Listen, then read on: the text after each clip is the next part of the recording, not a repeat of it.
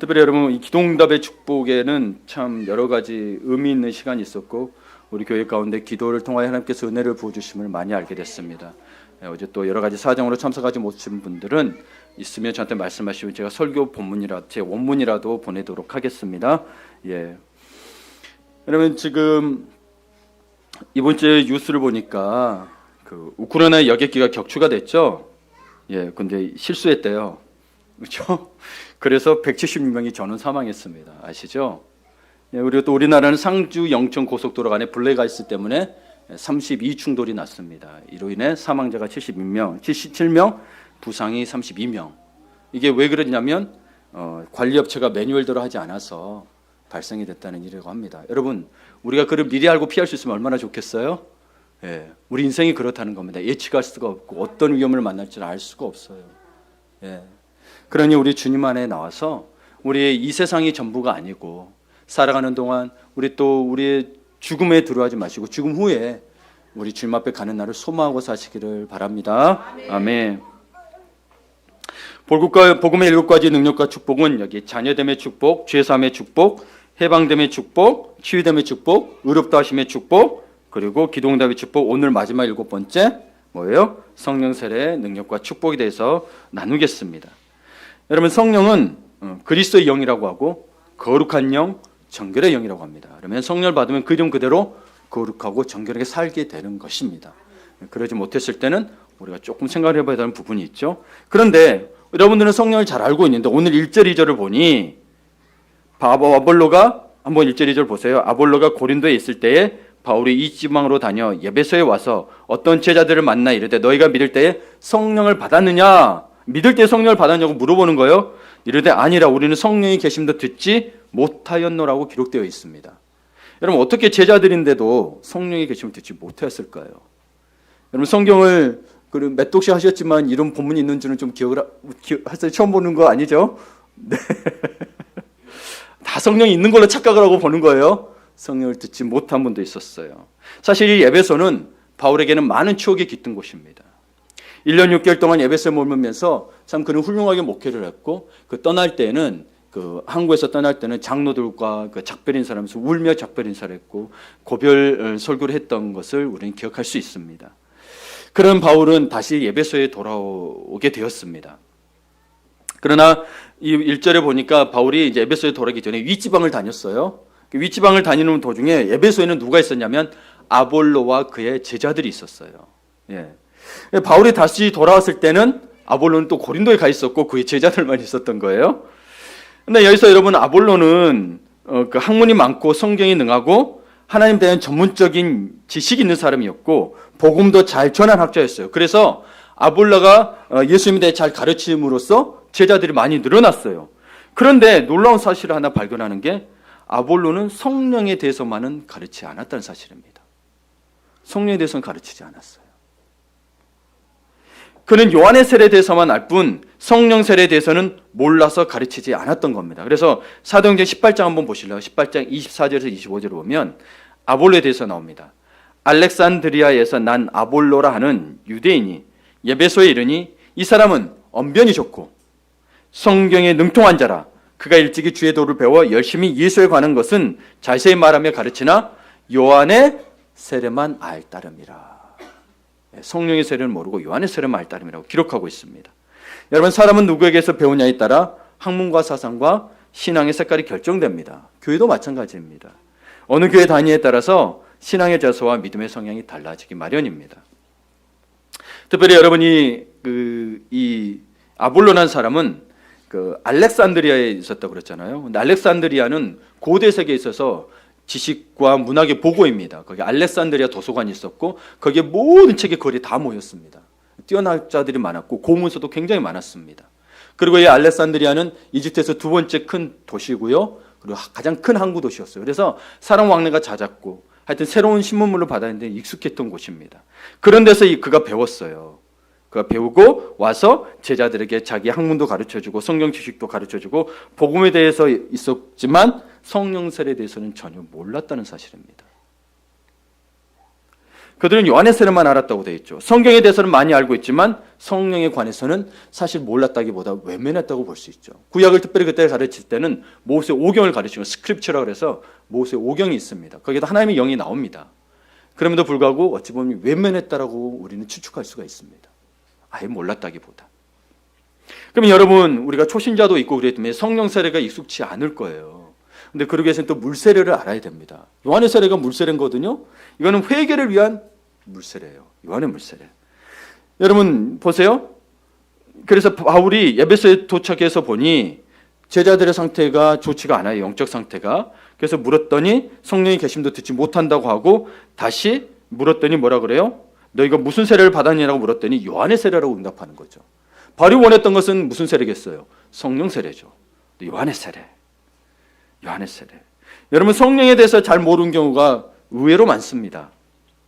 그저 예수님은 성령으로 잉태되었고 성경은 그냥 성령의 감동으로 된 것으로 이 정도로 성령을 기억하는데 여러분 성령의 능력, 성령의 은사, 기적, 역사에 대해서는 들어본 적도 없고 경험해보지 않은 성도들이 많다는 겁니다.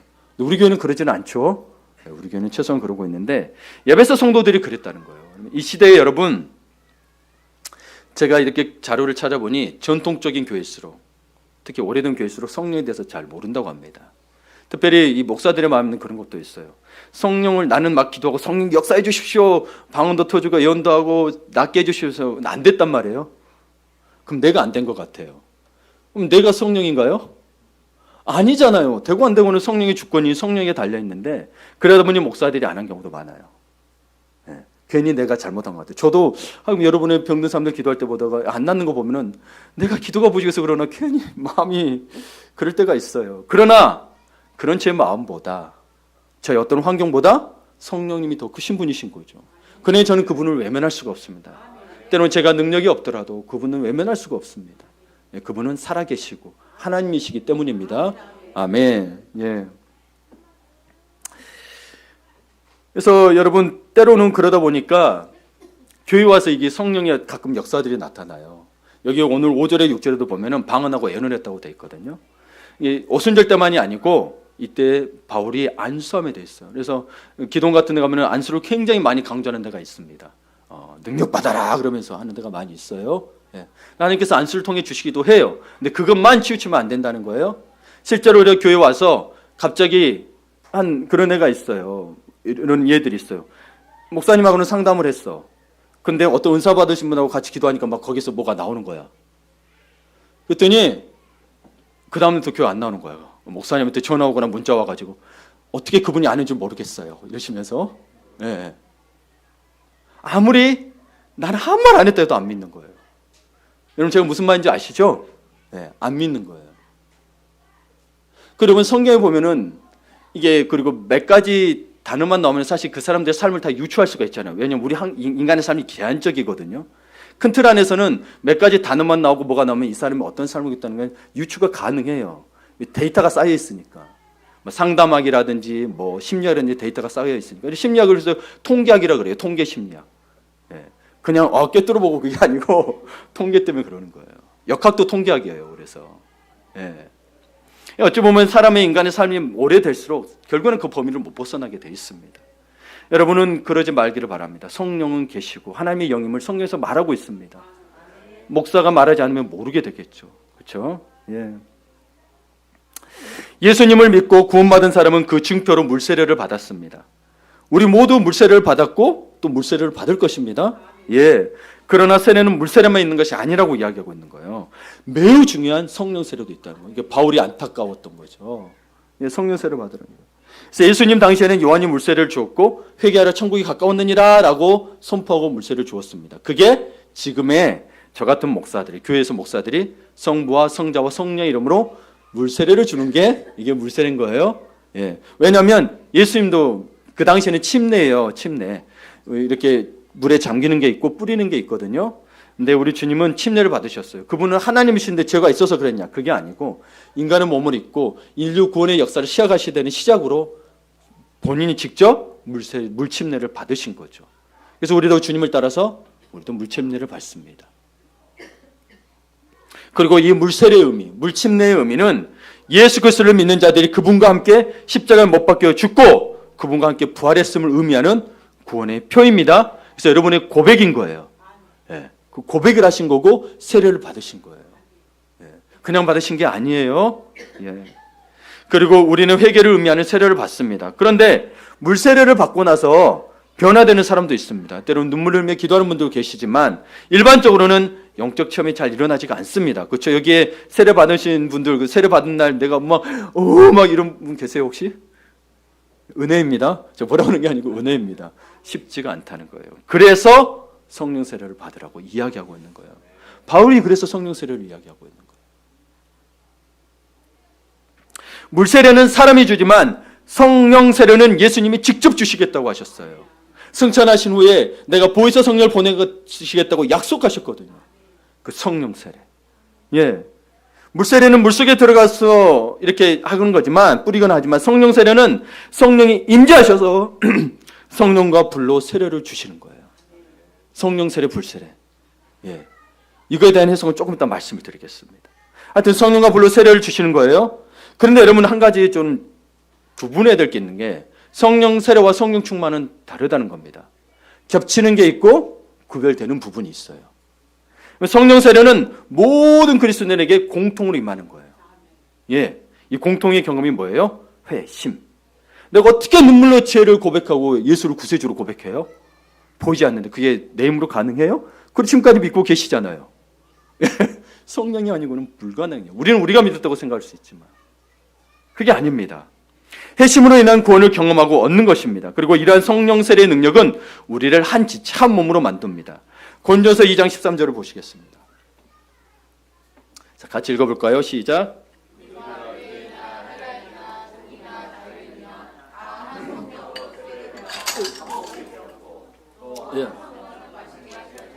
예, 물세례만 받지 말고 성령 세례 받으라고 물을 뿌렸어요. 예. 물은 마르면 끝이에요. 성령은 마르지 않습니다. 예. 여러분이 종이나 자연이나 한 성령으로 세례 받아 한 몸이 되었고라고 했죠. 보세요. 한 성령으로 세례를 받았대요. 그게 뭐예요? 회심이 된 거죠. 그래서 여러분 우리가 회심 받은 자들은 교회에서 한 몸이 되도록 애쓰셔야 되는 거예요. 혼자서 신앙생활 하겠다. 아니에요. 그러면 성령 세례를 안 받은 것일 수도 있어요. 제가 성령이 아니라 받았다 안 받았다 말할 수는 없지만 이거를 놓고 볼 때 예. 그래서 교회를 사랑하시고 교회 하나 되게 애쓰셔야 되는 거예요. 예. 그래서 모든 성도들은 성령으로 세례를 받았으며 그리스도의 몸된 한 교회 지체로 존재한다는 거예요. 성령 세례로 말미암아. 예. 그러므로 교회 하나됨, 성도의 연합함을 위해서 여러분 마음속에 항상 힘쓰심이 있어야 되는 거예요. 예. 성령 세례 받음의 증거예요. 예. 뭐 이거는 제가 그렇다 말하긴 그렇지만 이 말씀에 의해서 이야기하는 거예요. 왜냐하면 성령 세례를 받았어도 바른 줄 모르면 그러지 않을 수 있기 때문에. 지금 오늘 에베소 성도들은 예수를 아는데 성령 세례를 모른다고 했거든요. 그럼 성령 세례를 안 받은 걸까요? 모른 걸까요? 모른 것일 가능성이 높죠. 네, 모를 가능성이 높죠. 자, 다음으로 성령 충만은 뭐냐? 우리가 온전한 상태로 이룰 수 있도록 변화되고 성숙하는 데 필수적인 겁니다. 예. 성숙한 상태를 곧 성령 충만함의 상태로 이야기해요. 그래서 우리에게 계속 바울이 이야기해요. 온전하라, 완전하라, 성령 충만을 받으라. 이 성령 충만을 받으라고 이야기할 때 에베소서 6장에 보면 너희는 방탕하지 말고 술 취한 자같이 되지 말고 성령 충만을 받으라고 하죠. 이건 우리 일상 삶에서 성령 충만함이 나타나야 된다는 거예요. 내가 여기 와서 막 방언 터지고 예언하고 병 고친다고 해서 성령 충만이 아니에요. 성령 충만이 그게 전부가 아니라는 거예요. 그렇게 해서 성령 충만 그게 성령 충만의 역사로 나타날 수도 있지만 그게 성령 충만의 전부가 아니고 그건 성령의 은사요 능력인데 성령 충만은 뭐에서 나타나냐? 삶에서 나타나는 거예요. 그래서 술 취하지 말라, 방탕하지 말라, 너희가 성령 충만을 받으라고 하죠. 그래서 그 성령 충만의 증거가 뭐예요? 성령의 9가지 열매. 그래야 성령 충만하고 할 수 있는 거예요. 제가 지금 목사가 방언하고 여러분 주님이 말씀하셨습니다. 이게 성령 충만이야. 많이 아니라는 거예요. 근데 이렇게 해놓고 나가서는 다른 짓 하고 헌금 속이고 뭐하고 그러면 아니란 이야기예요. 성령 충만이 아니란 이야기예요. 그거는 은사와 능력으로 구분돼야 되는 부분이라는 거죠. 그러나 충만함으로 은사와 능력은 나타날 수 있어요. 예. 성령의 9가지 열매가 뭐예요? 사랑, 희락은 기쁨이에요. 평화, 오래 참음, 자비, 양선, 착함, 성실, 온유, 절제의 열매를 맺는 성숙한 삶이 성령 충만함이에요. 자꾸 다른 데 가서 뭐 말씀 받았어 이래가지고 막 성령 충만일 수는 있는데 그게 전부가 아니라는 거예요. 제가 그거 능력을 부인한 건 아니에요.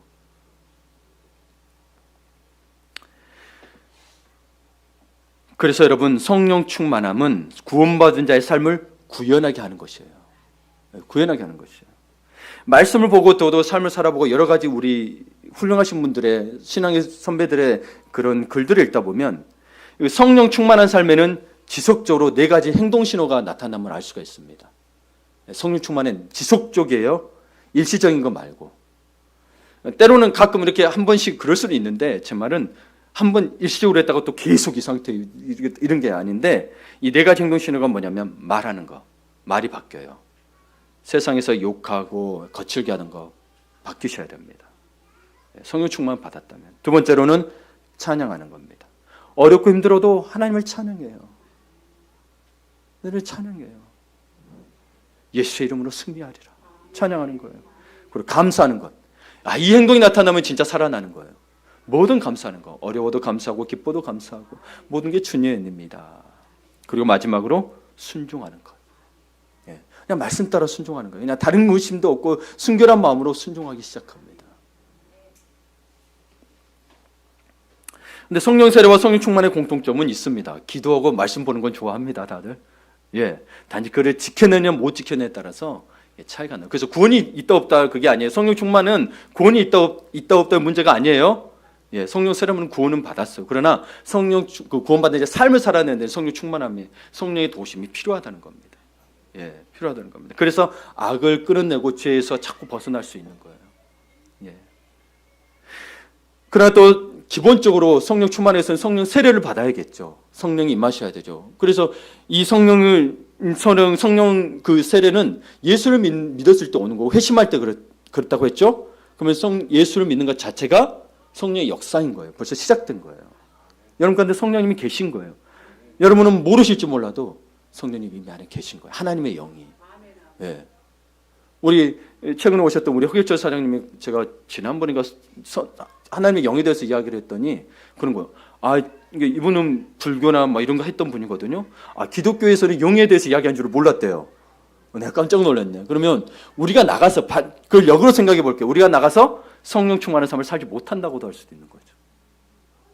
저 사람은 어떻게 저럴 수 있어? 보통 수준을 넘지 못한다는 거예요. 도덕적 수준을 넘지 못하고 정말 하나님의 사랑, 예수 그리스도의 십자가 사랑을 하지 못하니 저게 성령을 했다라는 말이 안 나오는 걸까라도 생각을 해봅니다. 물론 그렇지는 않겠지만. 그러나 분명한 건 초대교회 성도들을 보니 여러분 그 수준을 넘어섰더라고요. 넘어섰어요. 여러분 우리는 이미 들어서 성령에 대해서 알고 있지만 에베소 성도들은 성령이 존재한다는 말조차 듣지를 못했습니다. 성령에 대한 지식이 없었던 거죠. 지식이 없었던 거예요. 이를 통해 우리가 예수를 믿고 하나님과 자녀가 된 놀라운 구원 역사는 우리의 이성이나 상식이나 합리적 사고에 기초한 것이 아님을 알 수가 있습니다. 우리가 아까 전에도 이야기했지만 와서 역사가 일어나니 이게 아닌 거, 이 교회가 아닌 것 같다고 딱 떠날 때가 있단 말이에요. 그러면 여러분 이게 뭐예요?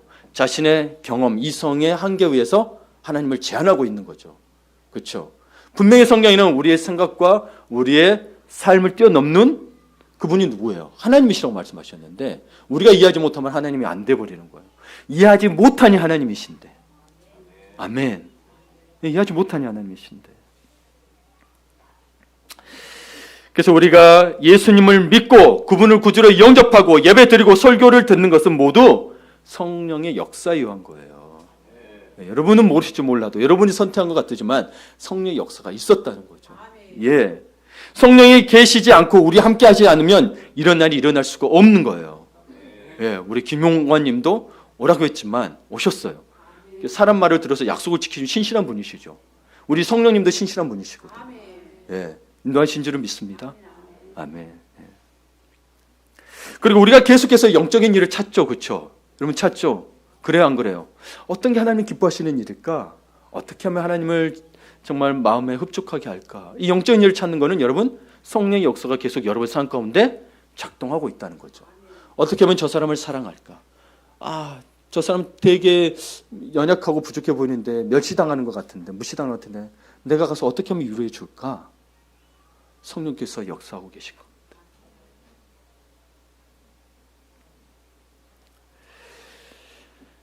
그러면 우리는 성령이 계시지 않으면 우리는 예수님을 믿을 수도 없는데, 에베소 성도들은 예수를 믿지만 이상하게도 성령에 대해서는 전혀 몰랐던 거예요. 예. 그래서 여러분 고린도전서 12장 3절을 보면 성령과 예수님을 영접하는 것에 대해서 잘 설명하고 있습니다. 자 보세요. 그러므로 내가 너에게 알리노니 하나님의 영으로 말하는 자는 누구든지 예수를 저주할 자라 하지 아니하고 또 성령으로 아니하고는 누구든지 예수를 주시라 할 수 없습니다라고 됐습니다. 이게 무슨 말이에요? 성령이었으면 여러분 예수님은 아는데 주인으로 못 모신다는 이야기죠. 여러분 예수님이 여러분의 주인 되십니까? 그러면 성령으로 말미암았다는 거예요. 네. 여러분 많은 사람들이 예수 믿어요, 구원받아 살 수 있어요. 그러나 정말 주인처럼 고백처럼 정말 이게 예수를 주라고 신앙으로 끝나는 게 아니고 주로 섬기고 사는 거잖아요. 그렇죠? 성령이 아니고는 불가능하다는 거죠. 여러분 우리는 본질적으로 죄성이 있고 진노의 자녀인지라 여러분 우리는 자꾸 하나님을 거부합니다. 거룩한 것들을 떠나 살려고 그래요. 죄를 지으려고 그래요. 거룩한 걸 자꾸 떠나려고 하죠. 그렇죠? 내 본성은 뭐예요? 화내고 싶고 분노하고 싶고 저 사람 말도 안 듣는 하면 욕도 하고 싶고, 그렇죠? 근데 그러지 않으려는 건 뭐 때문이에요? 거룩한 영인 성령이 때문에 그렇다는 거예요. 이분이 성령이 Holy Spirit, 거룩한 영이라는 거예요. 네. 그래서 여러분 에베소 성도들의 문제가 뭐냐면 성령에 대해서 전혀 배우지 못했다는 게 문제가 됐던 거예요. 예. 성령은 계시는데 모르는 거죠. 말씀을 가르치는 사람이 성령에 대해서, 진리에 대해서 전혀 무지하고 모르면, 경험이 없으면 침묵을 지키기 마련입니다. 이 아볼로가 그렇습니다. 당대에 뛰어난 학자였음에도 불구하고 성령에서 모르니 가르치지 못했던 거죠. 그러니 여러분 목회자가 성령에 대해서 말하지 않으면 성도들이 성령에 대해서 들을 방법이 전혀 없는 거예요. 예를 들면 성도들은 난 한 10년 동안 교회를 다녔지만 방언, 치유, 성령의 능력이 무엇인지 잘 모른다고 하면서 관심을 갖지 않게 되는 거예요. 사실 성령에 대해서 자주 이야기를 해야 돼요. 예. 우리도 신학대학에 가고 대학원에 가면 그런 이야기 합니다. 이 밸런스라는 게 참 중요한데 여러분 우리는 천칭이 아니에요. 여러분 성경을 볼 때 뭐 아니면 도로 생각하시는 분들이 참 많아요. 여러분 뭐 아니면 도는 어떤 거냐면 법원 앞에 가면 이 여신상인가 여상인가요? 거기 들고 있는 게 뭐죠? 천칭. 천칭은 어떻게 돼 있어요? 딱 여기 딱이죠? 하고 중심 딱 잡게. 여러분 우리 기독교인은 밸런스를 이야기합니다. 충용. 여러분 밸런스는 이거를 딱 꽂는 게 아니고 뭐 아니면 도가 아니고 이렇게 옆에가 있으면 둥그렇게. 그래야 다양성을 포함할 수 있어요. 이거 아니면 이거 잃어버리면 여러분 여기에 딱 있으면 조금만 벗어나도 아닌 거예요. 기울어지는 거예요. 그러면 살 수 있는 사람이 하나도 없어요. 그게 율법이라고요. 그게 뭐 아니고 도 나누는 건 나는 아직도 율법 정신이 있다고 보시면 돼요. 율법 주의는 아니겠지만. 그러나 봐봐요. 사랑은 허다한 허물을 덮는다 그러잖아요. 그럼 용서해야 돼야지 허물을 덮을 수 있거든요. 그럼 그 마음으로 이렇게 둥그렇게 해야 용서가 되지. 이제는 용서되고 이제는 용서가 안 되면 뭐예요? 어느 나라와 같이 어느 나라에서는 용서가 되고 안 되는 것처럼 딱 가르고 있는 거예요. 여러분 뭐 아니면 도로 사지 마세요. 예, 조금 이렇게 밸런스를 다져야 중심이 더 단단해지잖아요. 봐봐요. 이렇게 하면은 조금만 치우쳐도 그냥 너는 죄인이야 정죄가 되는 거예요. 그게 법이라고요. 그게 법이라고요. 그러나 법은 우리를 위해서 있긴 있는 거거든요. 죄를 깨닫기 위해서. 그러나 이 그리스도의 사랑을 가지고 율법의 완성은 사랑이라 했으니 넓게 네, 이렇게 다 품으면 좋겠죠. 사실 주님은 다 품었어. 우리는 다 품을 수 없으니 이렇게라도 둥글게. 예. 아멘. 예. 그래서 여러분 우리의 영적 밸런스를 가지시길 바라요. 영적 밸런스. 그래서 말씀에 그리고 지성 부분이에요. 지성과 감성과 영성 부분이 밸런스를 맞아야 돼요. 이쪽에 한쪽에 치우쳐가지고 여러분 왁 치우쳐갖고 그러니 방언 안 받으면 구원 없다 그래가지고 치우친 교파가 있었죠. 말씀에 지성으로 가게 되면 이 영성을 이야기하지 않게 됩니다. 그래서 이해 못하면 그냥 바보 취급하는 거죠. 감성만 치우치면요 이게 희한한 일이 일어납니다. 실제로 비냐드 운동 같은 데서 갑자기 감성에 치우치면 감성을 영성으로 착각할 때가 많아요. 감성과 영성은 달라요. 감성을 치우치게 되면 갑자기 성령 받았다고 막 동물 소리 냅니다. 왜 막 소리 내고 막 너 이랬지 막 이러고 막. 저는 그런데 안 갈랍니다. 아무리 영성이라도. 여러분, 영성은 뭐냐면, 영성은 여러분의 그리스도인의 정체성을 영성해요. 이 영성이 성령 충만의 삶이에요. 영성이 열매로 나타나는 게 그게 영성이라고요. 근데 자꾸 영성을 착각하지 마세요. 아, 내가 기도했더니 무당처럼 그래 너 저기 가서 몇 번 봐서 그래 해야 구술해야 돼. 이런 것들이 영성이 아니라고. 우리 주님 와서 보시죠. 주님이 사신 삶을 닮아가는 게 영성. 그게 우리의 그리스도인의 정체성인 거예요. 바울이 묻잖아요. 너가 그리스도의 향기가 있느냐? 향기가 있으세요? 예, 있어야 영성이 같이 균형을 맞추는 거예요. 근데 영성을 너무 착각해가지고 우리 옛날에 우리나라가 처음에 기독교가 들어왔을 때 성령에 대해서 이야기할 때 무속 신화가 겹쳐가지고 영이 그렇게 돼버린 거예요. 뭐 계룡산 가서 돛다 가지고 막 그렇게 이게 영성이 돼버렸던 거죠. 교회에 그게 가치더라고요. 이거 혼합주의라 그래요. 아니요, 성령은 혼합되면 안 돼요. 거룩한 영이기 때문에 유일하세요. 깨끗게 하시는 영. 다른 게 없어요. 깨끗게 죄와 구별되어 하나님을 만날 수 있어요. 예. 어떤 행위한 노력이 아니에요. 예. 그래서 여러분, 잘못되고 있던 하나님에 대한 것, 성령에 대한 걸 다 내려놓으세요. 그래서 우리 교회는 될 수 있으면 밸런스를 맞추려고 하는 거예요. 이 삼각형이 잘 이등변 삼각형이 될 수 있도록. 이등변이 뭐예요? 변이 같은 거를 말하죠. 한쪽만 이렇게 길거나 그러지 말고, 때로는 약간씩 길 수 있습니다. 상황에 따라서. 그런 것들은 여러분 이해를 해주시고. 예. 그래서 찬양도 하는 거예요. 감성적인 부분도 같이 한 배 들을 수 있도록. 그리고 우리 특세도 하는 거예요. 기도로 말미암아 영성이 풍성할 수 있도록. 그리고 양육반도 하는 거예요. 말씀으로 바로 서서 그 근간을 가지고 여러분의 삶이 균형 잡히도록. 예. 여러분, 그리고 예수님은 성령과 불로 세례를 주신다고 말씀하셨습니다. 마태복음 3장 11절을 볼까요? 나는 너희로 회개하기 위하여 물로 세례를 베풀거니와 내 뒤에 오시는 이는 나보다 능력이 많으시니 나는 그의 신을 들기도 감당하지 못하겠노라. 그는 성령과 불로 너에게 세례를 베푸실 것이요. 우리 사도 요한이 세례 요한이 이야기한 거죠. 이게 마가복음 1장, 누가복음 3장, 요한복음 1장에도 기록하고 있습니다. 그러나 성령과 불이라는 단어는 마태복음과 누가복음에만 나옵니다. 이 마가복음과 요한복음은 불이 빠져 있습니다. 예. 왜 그럴까요? 예. 먼저 세례 요한이 준 물세례는 회개를 위한 것입니다. 회개해야 예수님을 믿을 수 있고 하나님의 자녀로 거듭날 수 있기 때문입니다. 예. 회개하지 않고는 예수님을 믿을 방법이 없습니다. 회개 없는 구원은 없는 거예요. 이게 얼마나 여러분 다 회개했다고 생각하시죠? 제가 몇 년 전에 이렇게 양육을 하고 있었어요. 한 자매가 참 힘든 삶을 살았어요. 그래서 이렇게 이야기하다 보니 자꾸 자기 세상적인 것에 자기가 상처받았고 이런 것들 이야기해요. 참 마음이 아프더라고요. 그래서 제가 물어봤어요. 너 정말 회개했니? 진짜 하나님 앞에 진짜 죄를 다 회개했냐 그랬더니 아무 소리를 안 하는 거예요. 회개한 것 같아요. 이런 식으로 한단 말이에요. 그래서 회개해야 진짜 주님 만나고 성령의 은혜를 받을 수 있어 라고 이야기했습니다.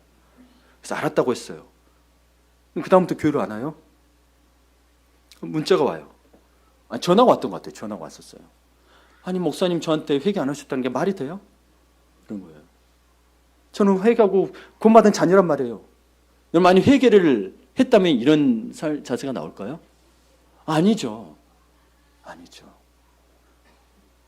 그리고 그냥 본인의 감정에서 그렇게 싹 돼버리고 본인 편한 대로 주변에 그냥 왔다 갔다 교회하고 다니고 있다고 하더라고요. 여러분, 정말 주님 앞에 나의 죄에서 내려놓고 온 사람은 회개했어도 또 회개하냐 그러면 아니 또 부족한가 보다 회개하기 마련이거든요.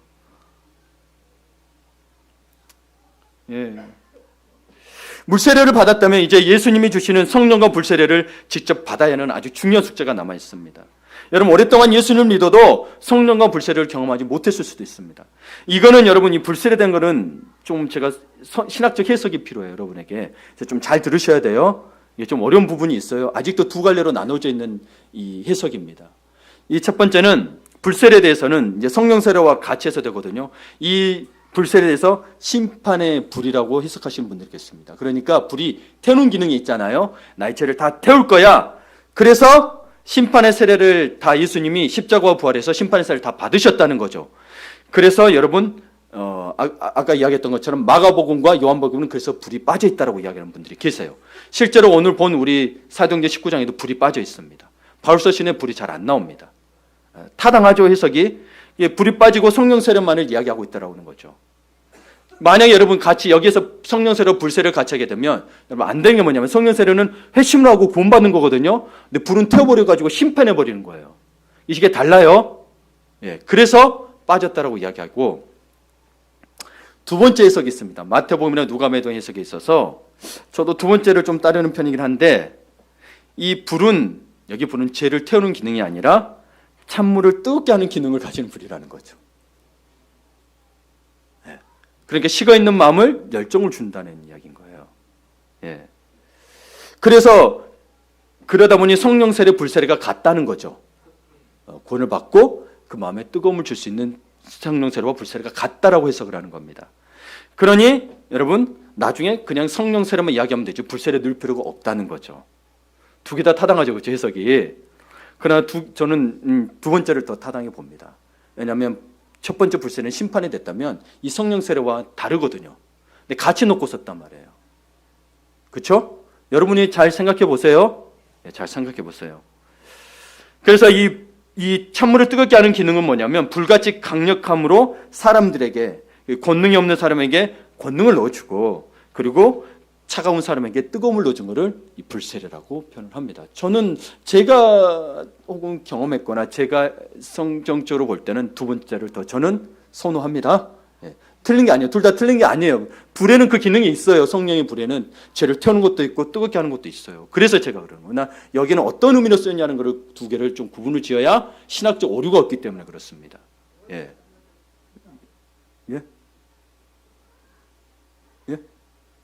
제가 죄송합니다. 질문하셔서 제가 대답을 하려고 질문하시고, 제 습관이 그래요. 질문하면 좀 대답을 준비를 하는 거예요. 그냥 넘어가지 못하고. 우리 저하고 양육반 해보신 분들은 알 거예요. 그렇죠? 여러분, 그래서 예수님은 분명히 예수를 믿고 하나님과 자녀가 되었다면 자신이 직접 성령과 불로 세례를 주겠다고 말씀하셨어요. 믿는 자들에게는 성령 세례를 주기로 이미 결정하셨던 사실입니다. 따라서 우리의 문제는 성령 세례가 임하느냐 임하지 않느냐의 문제가 아니고 성령 세례가 임한 것을 믿느냐 안 믿느냐의 문제인 거예요. 이미 주셨다니까요. 왜냐하면 그분이 주권자이시기 때문에. 근데 우리는 자꾸 내가 받았다야 받는 거예요. 그럼 내가 성령이지. 그럼 내가 성령이잖아요. 아닌 거예요? 성령을 받으라. 아니요, 주셨어요. 예수를 구주로 고백하고 진짜 마음으로 주로 고백한 자들은 받았어요. 그러니 믿느냐 성령이 있느냐 안 믿는 차인 거지, 이제 받아라 너 성령이 없어 이게 아니라는 이야기예요. 그러지 못하니까 믿느냐 안 믿느냐 문제가 아니고 있느냐 없느냐 문제로 가야 되니까 자꾸 어디 받을 만한데 뜨거운데 우리가 흔히 말하는 엄청 막 뜨겁게 하고 열정스럽게 하는 데만 찾아가게 되는 거예요. 아니 성령은 때로는 불같이, 그 다음 뭐예요? 바람같이, 그리고 물같이 뜨거운 것만이 전부가 아니라는 거예요.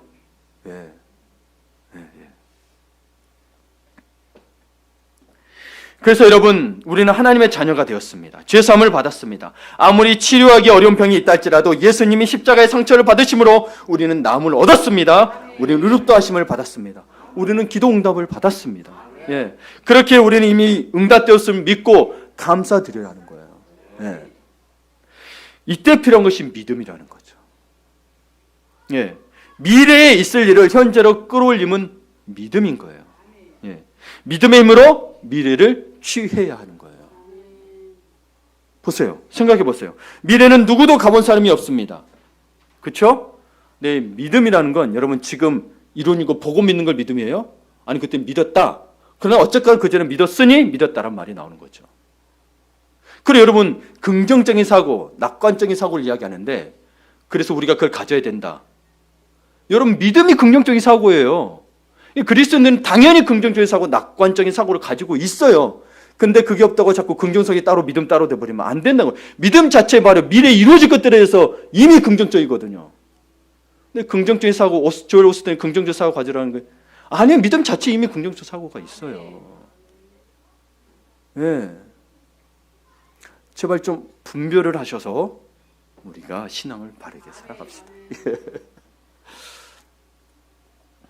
그래서 여러분, 믿음 있는 사람만이 비록 가진 것이 아무것도 없고 건강도 없고 환경도 열악하지만 내게는 예수님이 계시기에 미래는 내 것입니다 하며 미래를 한 걸음 한 걸음 이렇게 향해 걸어가는 거예요. 이게 믿음인 거예요. 그래서 믿음이 참 결국은 어떤 목사님이 책도 썼어요. 믿음이 이기네. 이 책도 썼어요. 화정부 목사님인 것 같아요. 예, 화곡교회, 화곡동교회인가? 예, 훌륭하신 분이거든요. 우리 사랑하는 여러분, 날마다 그러니까 집에 들어갈 때 떳떳하고 당당히 들어가세요. 축 처지지 마시고. 왜냐하면 여러분이 이제 하나님이 계시고 성령님이 계시고 여러분의 집의 주인도 우리 하나님이시잖아요. 그러면 어디를 들어가든 딱 들어갈 때 성령님 함께 들어가시니 좀 당당하게. 예, 교회에서만 당당하지 마시고 우리 주님은 여러분의 일터와 가정에도 계세요. 예, 그럼요. 아멘. 그럴 때 모든 은혜는 믿음으로 자신의 것이 되는 거예요. 언젠가 믿음으로 자신의 것이 되는 거예요. 오순절에 마가의 다락방에 120명의 무리가 모여 10일 동안 전심으로 기도한 자 10일째 되는 해에 우리 성령이 강림하셨습니다. 그런데 여러분, 그 이전까지는요, 이들은 성령이란 걸 체험해 본 적이 없어요. 봐보세요. 성경 어디에도 성령이 임하였다는 말이 없어요. 예수님이 함께 계셨지. 그래서 오늘날 우리는 성령에 대해서 알고 있지만 그때 당시 그 사람들은 성령의 실체를 알 길이 없었어요. 그렇다면 이들이 10일 동안 기도했던 건 뭐 때문에 기도한 거예요? 아니, 성령을 몰랐다니까요. 뭐 때문에 기다린 거예요? 믿음으로. 예수님이 주시겠다는 약속의 그 말씀을 믿고 믿음으로 이기는 거지 성령이 주셔서 그게 아니라는 거예요. 펴보세요. 믿음이 이룬다는 거죠. 때가 다를 뿐인 거지. 근데 우리는 성령을 알고 있잖아요. 그렇죠? 아멘. 자, 또 여기서 한 가지 질문을 던져볼까 합니다. 그러면 120명이 성령 강림을 역사하고 성령 충만함을 받았거든요. 그럼 이들이 다 솔직히 처음에 10일 전에 믿음이 좋았을까요? 이게 좀 궁금합니다. 여러분도 아니라고 하시죠. 왜 그런가 볼게요. 사실은요, 예수님이 부활하신 후에 자신을 나타내셨어요. 제자들에게 나타내고 그리고 500여 명의 형제들에게 나타났다고 기록되어 있습니다. 그런데 500명 중에 380명이 떠나고 120명이 남았어요. 예수님 십자가에 못 박혀 죽으신 거 보시고 무덤에 갇힌 거 보고 부활하는 거 보고도 380명이 떠났어요. 그렇죠, 여러분. 믿음이 이런 거예요. 보고도 안 믿어요.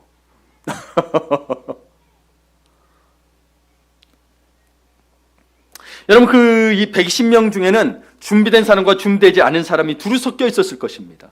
예. 여러분 중에도 누가 친구가 이렇게 끌어서 오신 분들 계시죠?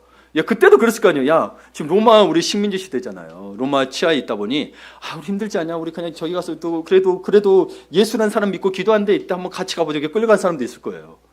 이 자리에 그렇게 해서 오신 분들도 계시죠? 예, 때로는 그렇게 믿었던 분이 계시고 지금까지 믿는 분도 계시는 거예요. 그런데 여러분, 그렇게 왔을지라도 사도행전 2장의 1절에서 4절을 보면 호련히 하늘로부터 급하고 강한 바람 같은 소리가 있어 그들이 앉은 온 집에 가득하며 마치 불의 혀처럼 갈라지는 것들이 각 사람이 임하자 모두 성령 충만해졌고 성령이 말하게 하셨습니다. 성령이 말하게 하셨어요. 성화에 못 이겨 같이 온 사람들 외가 아니었습니다. 성령이 많이 예수님이 승천하시고 나서 두려워하고 무서워하던 그 얼굴에 잿빛 얼굴로 살던 그 사람들이 화색이 돌고 가슴이 뜨거워지는 등 놀라운 변화를 겪기 시작했던 겁니다. 예. 여러분, 은혜의 자리를 사모하시길 바랍니다. 예. 언제 올지 몰라요. 언제 올지 몰라요. 그분의 주권이기 때문에 매일 올 수도 있고. 그렇기 때문에 여러분, 성령 충만함을 이미 성령을 주셨다면 우리 성령 충만을 받으라고 했죠. 성령 충만한 삶을 사시면 매일 임하시는 거죠. 그분은 무소부재하시니까. 자, 오늘 본문 19장 6절에서 7절 한번 읽어볼까요? 같이 읽겠습니다. 시작. 바울이 그들에게 안수함에 그들에게 임하심으로 방언도 하고 애언도 하니 모두 12사람쯤 되니라. 아멘. 12사람쯤 된다니까 모두 다 막 그랬던 건 아니겠죠? 예. 에베소 성도들이 예수님의 이름으로 성령 세례를 받고 싶다고 했어요. 그랬더니 바울이 그들에게 안수했던 거죠. 그래서 바울이 안수하고 목사가 안수하는 이유도 그런 이유도 있습니다. 바울이 안수를 하는 건데, 근데 이것만 강조해서는 안 된다는 거예요. 그래서 기도원들 같은 데 가면은 안수만 무지하게 강조해요. 헌금을 굉장히 강조한 것들이 있어요. 안수 뜨겁게 해준다고. 여러분 거기에 좀 넘어가지 마시길 바래요. 바울은 아무것도 안 받고 해줬어요. 네, 안 받고 해줬어요. 여러분 언제든 기도가 필요하신 분은 저에게 말씀하세요. 기도해 드립니다. 예, 이 말씀을 믿고. 그랬더니 예언하고 방언도 했다고 돼 있어요. 이 일이 기회가 됐어요. 이들은 성령의 세례가 뭔지도 몰랐어요. 근데 성령 세례를 받고 싶습니다. 바울이 안수했더니 놀랍게도 그냥 순간적으로 자신도 모르게 방언과 예언을 했던 겁니다. 이 상황이 그래요. 봐보세요. 상황이 그래요. 여러분 그래서 예수님은 모든 믿는 자들에게 성령과 불로 세례를 주겠다고 약속하셨습니다. 성령 세례는 이미 우리에게 임했습니다. 하나님의 영이 마음속에 들어오시면 미처 생각하지 못했던 일들이 이루어지면서 하나님께 찬양하며 감사하게 됩니다. 예, 방언과 예언은 아닐지라도 신기하게도 우리 안에 기쁨이 찾아옵니다. 예, 그런 경험들 있으시죠, 그렇죠? 처음으로 우리 예수님 앞에 다 눈물로 고백하던 날, 그 첫사랑을 잊지 말기를 바랍니다. 예. 여러분 미래에 대해 전전긍긍하고 불안하던 내 마음이 평안해집니다. 망할 것 같고 아무런 희망이 없는 내 마음속에 갑자기 희망이라는 단어가 생겨납니다. 예, 언행과 생각이 긍정적으로 변하기 시작합니다. 그리고 열정이 생기기 시작합니다. 지혜와 영적 분별력이 생기고 삶의 태도와 사고방식이 변합니다. 사람을 대하는 태도가 달라집니다. 배우자를, 자녀를 보는 눈이 달라지고 기도가 변합니다. 다 자녀들 다 배우자로 돌리던 걸 변하기 시작하는 거예요. 신기하게도 자꾸 주님이 생각납니다. 잘 모르는데 일하다가도 생각나고 밥 먹다가도 생각나고 잠자기 전에도 생각나고 신기하더라고요. 신기해요. 신기합니다. 정말. 이때부터 예수 믿는 일이 재밌고 신이 나는 거예요.